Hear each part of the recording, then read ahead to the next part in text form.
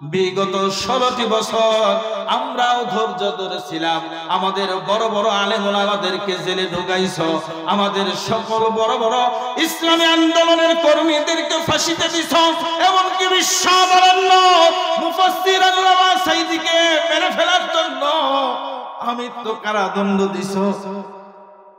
এরপরেও সেইখান থেকে জেলখানা থেকে বের করে এনে ইনজেকশন পুশ করে বেড়ে ফেলেছো। এর চাইতে বড় ধৈর্য বাংলার মুসলমান আর কিছু দেখে নাই, ঠিক কিনা বলে? এই জন্য শিক্ষা নিতে হবে অতীত থেকে। শিক্ষা নিতে হবে কোথা থেকে? অতীত থেকে। এক গ্রুপ পালাইছে, তাও তো পায় কি বলে শাড়ি স্যান্ডেল ব্লাউজ সবকিছু নিয়ে পালাইছে, কিন্তু স্বৈরাচারীর সঙ্গী যারা হবে মনে রাখবেন আগামী দিন আপনাদের পরিণতি এমন হবে, ওরা তো ছায়া ব্লাউজ নিয়ে পালাইছে, ওর পথ ধরলে আগামী দিনে ছায়া ব্লাউজ নিয়ে যেতে দেব না, উলঙ্গ করে ছেড়ে দিব, ঠিক কিনা জোরে বলো? এই আওয়াজে ইসলাম জিন্দা হবে না। কারণ হলো এই কথাগুলো শুনে আপনারা অভ্যস্ত না। দোষ আপনাদের না, আপনাদেরকে কেউ এই কথা শোনাইতে পারে না, ঠিক কিনা বলে? এই কথাগুলো হচ্ছে মানুষের ঈমানকে জাগ্রত করে। লিল্লাহি তাকবীরের ধ্বনি দিলে ফাসিক মুনাফিকের অন্তর কেঁপে ওঠে, আর এই মুমিনের ঈমান আরো জিন্দা হয়। জোরে কোন সুবহানাল্লাহ।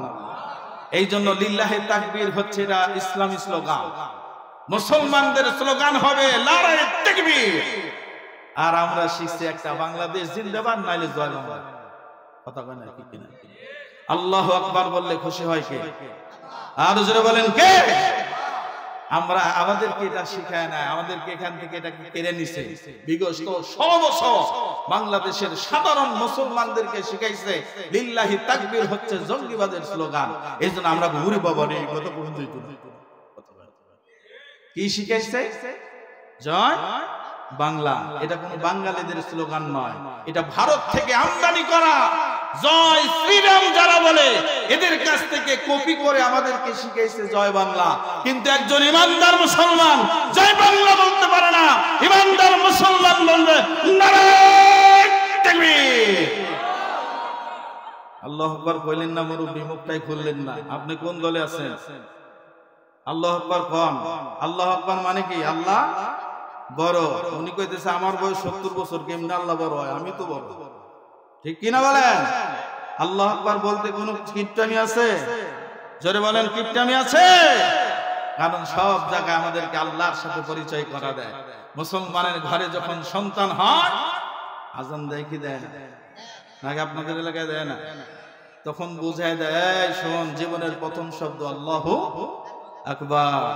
আবার যখন বড় হয় মুসলমানি দেয়, দেয় না? যখন ফুলাতা শার্টকে হাফাতা করে তখন কি করে?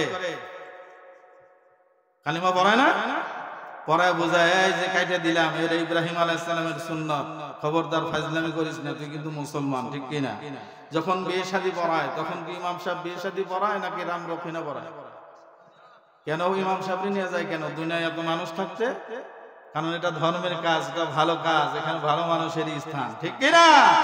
বোঝা দেয় এই দেখ জন্মের সময় হুজুর গেছিল, আজান দিছিল, মুসলমানের সময় হুজুর ছিল, এই যে এখন বিয়া পড়াইলাম এখনো হুজুর, আবার আর একদিন ডাকবো কোন দিন? জোরে বলেন কোন দিন? মরার দিন আবার ডাকবে, আপনার হুজুর যায় বড়ই পাতা গরম পানি করাবে, পরামর্শ দিবে এমনি এমনি করো, এমনি এমনি করো, অমুকে কাপড় নিয়ে আসো। হে হুজুর আমি তো কাটতে পারি না, ইমাম সাহেবকে আমি কাইটে দিতেছি, ঠিক কিনা? যখন কবরে নামাইতে চাই তখন চারপাশে এরকম করে তাকায়, কয় ভালো মানুষ কে আছে আরে কবরে নামতে কও। তুমি কই আছিলা? তুমি কথা কয় না। ভালো মানুষ খোঁজে কি খোঁজে না? কারণ ওই কবরে আপনার এই চেহারার আর কোনো কাজে আসবে না। ওখানে যেটা ভালো, কোনটা ভালো? ইসলাম মানে ভালো, কোরআন মানে ভালো, হাদিস মানে ভালো। এই ভালো যত আছে সব সেখানে লাগবে। কারণ কবর দিয়ে যখন মাটি দিয়ে ঢেকে আপনাকে রেখে আসবে তখন আপনার জীবনের এই সমস্ত স্লোগান ফাত্তর ফাত্তর কিচ্ছু কাজে লাগবে না। কাজে লাগবে হলো আমার আল্লাহ আল্লাহ রাসূলের গুণগান, ঠিক কিনা বলে?